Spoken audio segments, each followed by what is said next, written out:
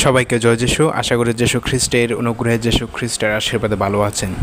আজকে যে প্রচারের নাম আপনি ঈশ্বরের মন্দির। হালেলুয়া। আপনি, আমি, আমরা ঈশ্বরের মন্দির। আমরা যদি দেখি 1 কোরিন্থীয় 3:16, তুমি কি জানো না যে তোমরা ঈশ্বরের মন্দির এবং ঈশ্বরের আত্মা তোমাদের অন্তরে বাস করেন? আমেন। এখানে 1 কোরিন্থীয় এখানে বলছে আমাদেরকে ঈশ্বরের মন্দিরের সাথে তুলনা করা হয়েছে।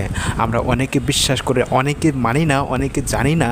আমরা এর জন্য আমরা কোনো যিশুর, কোনো শিল্পীর, কোনো মানুষের বানানো মূর্তি, কোনো মানুষের বানানো ছবি, শিল্পীর আঁকা ছবিতে গিয়ে আমরা মাথা নত করে প্রার্থনা করি। আমরা যিশুর মন্দির মানে আমরা গির্জাকে বুঝি, চার্চকে বুঝি, কোনো বিল্ডিংকে বুঝি।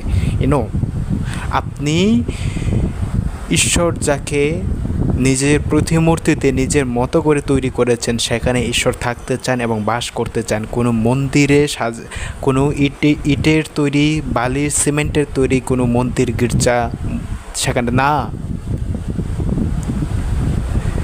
সেই ইটের তৈরি, মানুষের তৈরি গির্জা, মন্দির, চার্চকে আপনি সুন্দর করে সাজাবেন, রঙাবেন, সেটা সাজিয়ে কোনো লাভ নাই। সেখানে ঈশ্বর থাকতে চান না।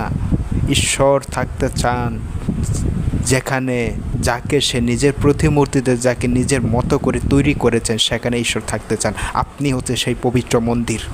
আপনি সেই মন্দির যেখানে পবিত্র আত্মা আপনার মধ্যে থাকতে চায়, ঈশ্বর আপনার মধ্যে বাস করতে চায়। কিন্তু আমাদের মনকে, আমাদের হৃদয়কে আমরা অপবিত্র, নোংরা, ব্যভিচারের সাথে, লোভের সাথে, প্রতিমা পূজার সাথে জড়িয়ে থেকেছে। এর জন্য ঈশ্বর আমাদের মন্দিরে বাস করতে এখন ঘৃণা করে না।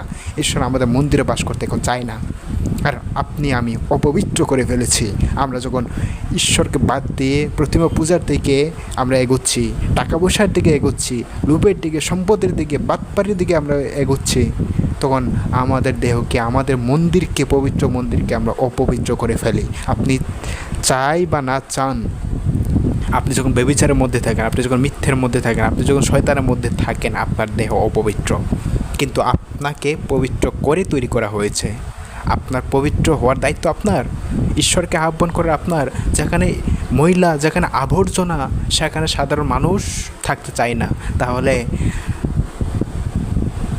যে ঈশ্বর পবিত্র, যে ঈশ্বরের কোনো খুঁত নাই, যে ঈশ্বর মহাপবিত্র, সে ঈশ্বর আমার মধ্যে, নোংরামির মধ্যে কীভাবে এসে থাকবে? তো আজকে পরিবর্তন করুন, মন পরিবর্তন করুন, হৃদয়কে ক্লিন করুন, নিজের দেহ মন্দিরকে পরিষ্কার করুন, যেন ঈশ্বর এসে বাস করতে পারে, পবিত্র আত্মা যেন থাকতে পারে, পবিত্র আত্মার বাসা যেন আপনিও বুঝতে পারেন। আমেন। জয় যিশু।